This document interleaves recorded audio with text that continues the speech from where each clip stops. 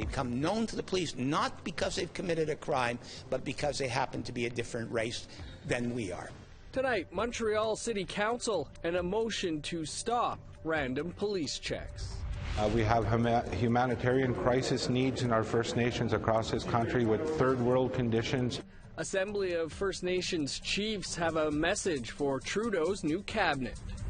Talking about making sure that every single law that is passed in Western Canada goes through First Nations eyes and Métis eyes to make sure that it's benefiting the people. And Wexit talks have an Alberta Grand Chief saying it's not as easy as they think. Good evening, welcome to APTN National News. I'm Dennis Ward. Montreal police said they would answer for their controversial street checking practices by early 2020. But a motion unanimously passed in City Council this week calls for an immediate moratorium on what many feel violates fundamental human rights. Lindsay Richardson explains. In front of City Council, the message could not have been clearer. We live in a democratic, tolerant city, and no one should have to have any fear of being stopped on the streets because of their race, because a police officer might perceive them as a criminal when there's absolutely no evidence they've committed a crime. The city's police force, the SPVM, has a problem, and Councillor Marvin Rotrand, backed by 20 community groups, presented what they believe is a viable solution, an immediate moratorium on random police checks. We need to show our solidarity with citizens who could be targeted for no particular reason. Their information given to the police department, they become known to the police not because they've committed a crime, but because they happen to be a different race than we are. In October, university researchers tabled a report critical of the municipal police force. According to their data, Indigenous women are subjected to random ID checks at a rate 11 times higher than Caucasian women, followed closely by Black and Arab Montrealers. Councillors at Monday's meeting adopted Rotrand's resolution unanimously with one caveat: it cannot force police action. This is not a phenomenon that is limited to Montreal. While the report itself tactfully avoided the term racial profiling, former federal justice minister and human rights lawyer Irwin Cotler says that's precisely what it is. What we have here is a clear example of systemic bias and a denial of equal protection and equal treatment before the law. Moratorium on random street checks would be the first logical step, he says, then introduction of legislation to regulate police checks, and more importantly, proper education and training of the police themselves. Other Canadian cities can be taken into example, he says. When statistics revealed unfair targeting of Black people during checks, Halifax called off the practice. Ontario did the same in 2016 and eventually adopted legislation. Maintaining the practice in Montreal, Cotler says, contradicts the notion of public safety. It doesn't provide, in a word, for equal justice, and that has to be the raison d'etre of our justice system. And so we need an effective justice system, but we need a justice system that is clearly non-discriminatory. At the time of the report's release, the SPVM committed to drafting their own assessment report on random checks by March 2020. So far, they've yet to respond to the passing of the resolution in City Council. However, it's something community activists say they will be continuing to push for sooner rather than later. Lindsay Richardson, APTN National News, Montreal. A coalition of human rights groups is trying to get the attention of Justice Minister and Attorney General David Lametti. The group is asking the federal government to stop fighting the Canadian Human Rights Tribunal's compensation order for First Nations children in the child welfare system.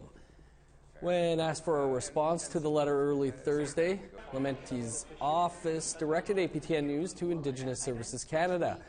But in a scrum on Parliament Hill later in the day, Lametti did respond to reporters, even though he initially directed their inquiry on the case to the new Indigenous Services Minister, Mark Miller. There are issues with the tribunal ruling, legal issues, and that's going to be the basis for seeking judicial review. But that is not inconsistent with our deeply held desire to have a negotiated, fair, and full settlement in this case. Why? Because we're trying to correct kids who are wronged and their families, and that's the point. And a negotiated settlement is the proper way to do it, and a fair way to do it. Hundreds gathered in Toronto this week to address one of the biggest challenges facing First Nations communities. The Assembly of First Nations' third annual National Water Symposium and Trade Show brought leaders, community members, and stakeholders together to share concerns and solutions around access to clean water. And from the 2 days of events, one message for the new government resounded clearly. Elena McDougall has more. These things need to be resolved. Concerns about water have persisted for generations. And though the federal government has committed to ending boil water advisories by 2021, those here at the symposium are wondering how that's going to happen and if enough will be done to maintain existing water systems. The very key thing is that more investments have to happen to ensure that we have clean drinking water. That's the bottom line. Those investments from the federal government are absolutely key. To date, 57 communities remain under long-term boil water advisories, including Neskantaga First Nation, who, for 25 years, has endured the longest, and Shoal Lake 40, where a new system began construction this year. The 2018 budget committed $737 million over 5 years to end the advisories. But for Manitoba Regional Chief Kevin Hart, investments continue to fall short of the minimum $3.2 billion needed as estimated by the Parliamentary Budget Officer in 2017. This is very troubling for me, given that we have humanitarian crisis needs in our First Nations across this country with third world conditions to this date in 2019. So obviously with this new cabinet that was sworn in today, we're looking for those investments and to work with the new cabinet and the new ministry moving forward to address the needs of our First Nations. While regional chiefs urged government action to address funding gaps, Chief Water Commissioner of the Anishinaabe Nation, Autumn Pelche, implored future generations to get involved. I want the youth to be more have more knowledge about the sacredness of water, because a lot of them, not all of them, but a lot of them do not realize the sacredness of water, and I think it's really important to have land-based knowledge. The symposium wraps up Friday with youth perspectives and a presentation from Indigenous Services Canada. Elena McDougall, APTN National News, Toronto. In the Western provinces, there is a growing voice calling to leave Canada. Wexit wants to become its own country. However, the Grand Chief of Treaty 6 says Indigenous voices must be consulted first. Chris Stewart has that story. Hundreds of people attend rallies like this in Saskatchewan and Alberta. Their goal is to divorce Canada and self-govern. Peter Downing is the co-founder of Wexit. He wants to have candidates in the provincial and federal elections from Manitoba, Saskatchewan, Alberta, and British Columbia. The idea of separating from Canada caught the attention of Grand Chief Wilton Littlechild of the Confederacy of Treaty 6 First Nations. He released a statement saying that any talks about separation have to go through the Indigenous peoples.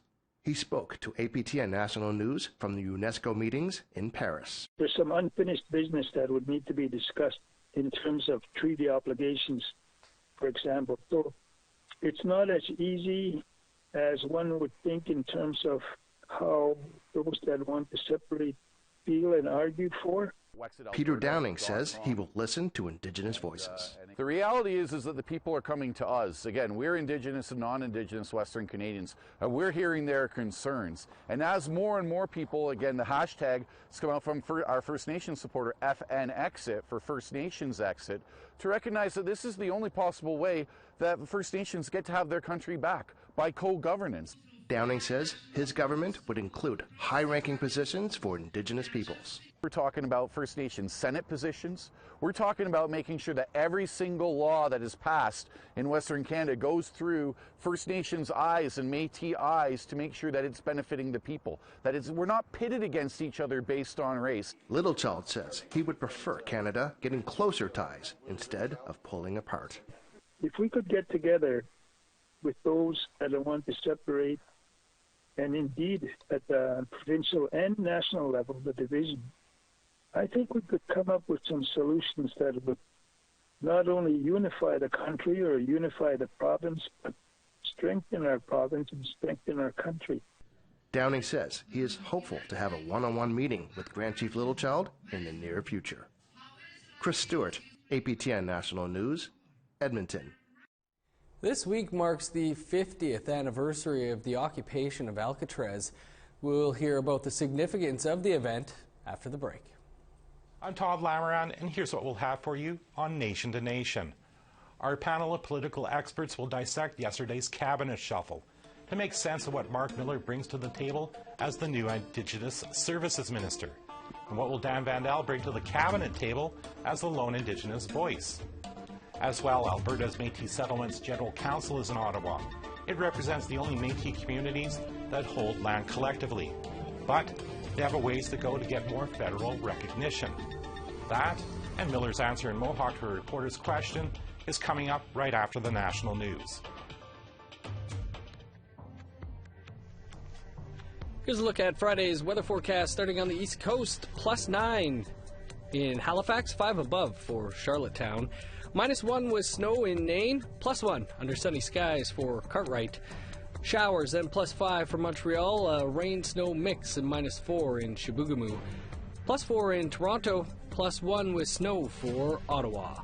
0 and sunny in Thunder Bay, -2 for Sioux Lookout and Wawa. 0 for God's Lake and Norway House with snow. +2 under sunny skies for Brandon, Winnipeg, Gimli, Princess Harbor, and Barons River. 4 above in Swift Current, Saskatoon, and North Battleford. +5 in Meadow Lake, +3 for La Ronge.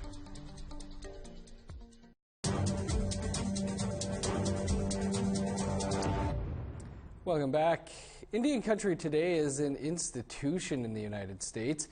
The news agency started in 1981 and has undergone a number of name changes, platforms, and owners during its run. Indian Country Today is now a daily digital news platform, but its goal is to create a national broadcast. For more, we're joined by the editor, Mark Trehan. Mark, great to have you with us. How important would you say Indian Country Today is? Well, one amazing thing is when it went out of business, for the next 6 months, people were checking it every day to find out what was new. So even when we were gone, it's important to people. Yeah, you know, despite it being so important, as you mentioned, roughly 2 years ago, it all nearly came to a crashing halt. What happened? Well, I think that they had a different vision than I do. Their vision was much more kind of mainstream media, and mine is much more public media where we raise money and we don't just try to do it on the business side. We try to make it where readers support us and help us out all the way along the lines. And Indian Country Today has launched its fall fundraiser with the stated goal of creating a national broadcast. Can you tell us what that would look like and how likely it is? Sure. Well, I think it's going to happen. What really changed everything for us was a year ago this month was the election, and we knew it was going to be a historic election, and we wanted to cover it in a different way. And we partnered with FNX Network and Native Voice One and did basically a live program, much like what APTN does so well, and did a live broadcast election night with reporters covering it across the country. So we had 40 reporters and producers working on it. And that next morning, people started saying, what next? What can we do now? How can we keep this up? And that's when we started to look around for partners. And almost immediately, Arizona State University said, well, why don't you come here and build your base and make us your home? And they've just been great partners for that. Amazing. Well, we're wishing you all the best there, Mark. I'm wondering, while we have you on the line, if you don't mind commenting on, you know, an important anniversary this week, and that's the 50th anniversary of the occupation of Alcatraz. Can you explain the event and the significance to our viewers? Sure. Alcatraz was an event 50 years ago where a group of college students basically occupied the land and claimed it under the Fort Laramie Treaty with the United States and said unoccupied land should revert to tribes. It was one of those cases where it captured the moment and changed everything. People started to think differently about, in fact, one of the stories we ran today said it was our civil rights movement. It galvanized young people. It made them say that we can do things differently and stand up to the United States when necessary. The amazing thing was the United States let it go on for 19 months. And you think about Standing Rock and some of the other events more lately, how the police go in with military. But this one was one where the government basically backed down and let it play out over a long period of time. Well, looking forward to catching up on your coverage. Mark, we'll leave it there, but appreciate you taking some time for us. Happy to do it. The federal government recently approved a $1.4 billion settlement for Indian Day School survivors, but more than 680 institutions have been excluded from the agreement. Tomorrow night on APTN Investigates, journalist Colin Crozier takes a closer look at one school in Duck Bay, Manitoba, and asks the question, why are survivors there being left out of the process? Here's a preview of Broken Circle Part 1.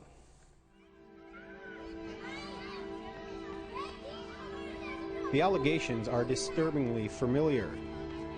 Indigenous children abused, raped, tortured, all while attending school here in Duck Bay, Manitoba. The old four-room schoolhouse has long since been torn down, but for the students who attend it, its memory still casts a dark shadow over the community. Either abused physically, mentally, sexually, you name it. The same thing that happens with the Indian Day schools, the residential schools, we were treated the same way. No difference. Tonight we travel back to Duck Bay, where a handful of former students are fighting for recognition. The federal courts recently approved a $1.4 billion settlement agreement for Indian Day schools, but the survivors of Duck Bay have been excluded from the process, and they're not alone. It was just a vicious circle of abuse from the day school to the reform school to the sanatorium. Wherever you were sent, you were abused.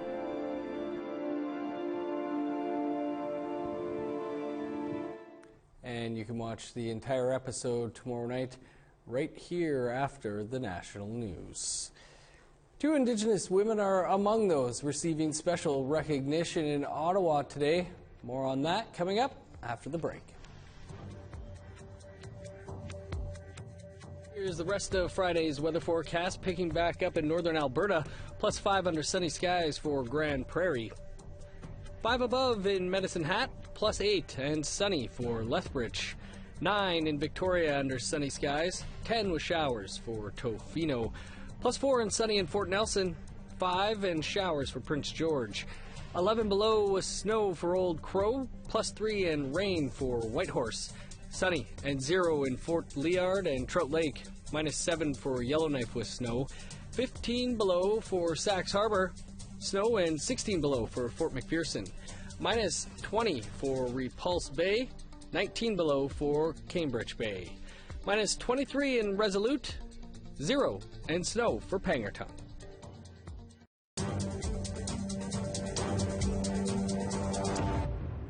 Welcome back. A telecom giant teamed up with the BC government and community organizations to help kids who have aged out of foster care stay connected. Tina House has that story.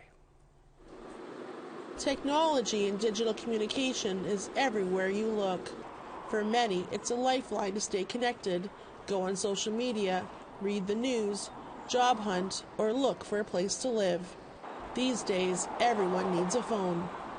The TELUS Mobility for Good program started as a pilot project back in 2017. Offered by TELUS and the Children's Aid Foundation of Canada, it gives kids who have aged out of foster care a refurbished smartphone and a $0 plan, including 3 gigabytes of data, free for 2 years. Jill Schnarr is with TELUS. She says it's easy to apply online, and if approved, phones are distributed fairly quickly. The great thing about it is that the bills are all in their name, so it actually helps them also establish a credit rating for themselves, which is really important, again, as a youth going into independence. And so, yeah, youth are loving it. We're getting incredible feedback on the program. One of those accessing the program is Cheyenne Andy. She was raised in foster care with her siblings and is now a full-time student getting a degree in child and youth care. This phone for me personally has been a way to keep in touch with family and friends.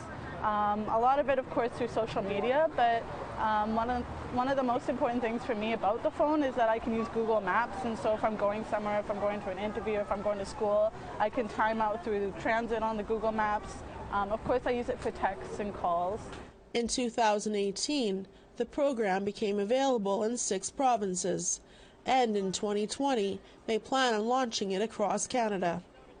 Currently, 3,500 youth are utilizing the program, but Schnarr says there are 20,000 youth who are eligible.